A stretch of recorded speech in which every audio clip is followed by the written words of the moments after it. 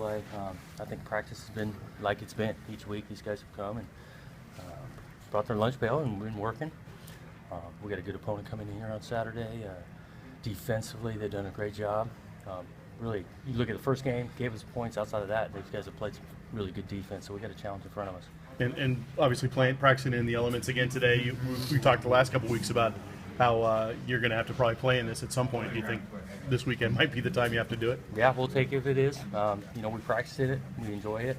We'll have to operate if it's 80 degrees or it's 50 degrees and raining, so we'll be ready for either way. I was curious about the evolution of Jake's deep ball. Just to kind of, I know that he missed some shots last year, and now this year there's maybe just a handful he hasn't missed.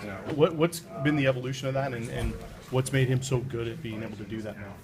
We took a look at it in the off-season, looked at his posture when he was throwing it. I do think he's throwing it with more confidence. We've made an emphasis of that in the spring and the fall camp, and he's throwing it with confidence right now. 153 yards a game rushing USC gives up. What makes them so stout against the run, Coach? Well, they got some players up front that create some challenges. They play a good scheme, and they trust their back end, so they do like to load the box, and they got some good players they can cover. So kind of all of that, talent and the scheme makes it tough against the run. You guys have a great secondary. How about the Trojans? Yeah, they can play. They got some athletes out there. They're around the ball, disciplined group. They mix up the coverages really well. So it's going to be a challenge.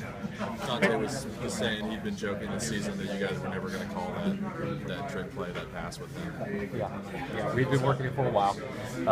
It just kind of got to the point. It was the right spot for us. Felt like we had a chance with it. He made a great throw on it. He really did. Hit the guy in stride.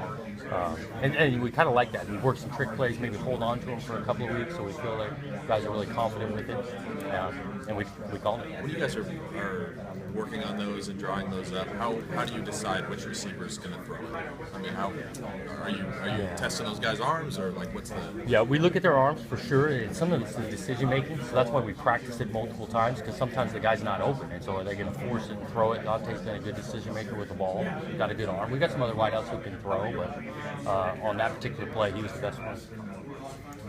It's no secret that Coach Peterson turned down the offer to coach at USC. Have you ever put yourself in an alternate universe if you were at USC and given the history and everything there? Not really.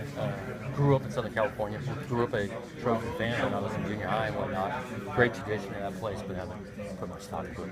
How grateful do you think this university is that he made the choice to come here?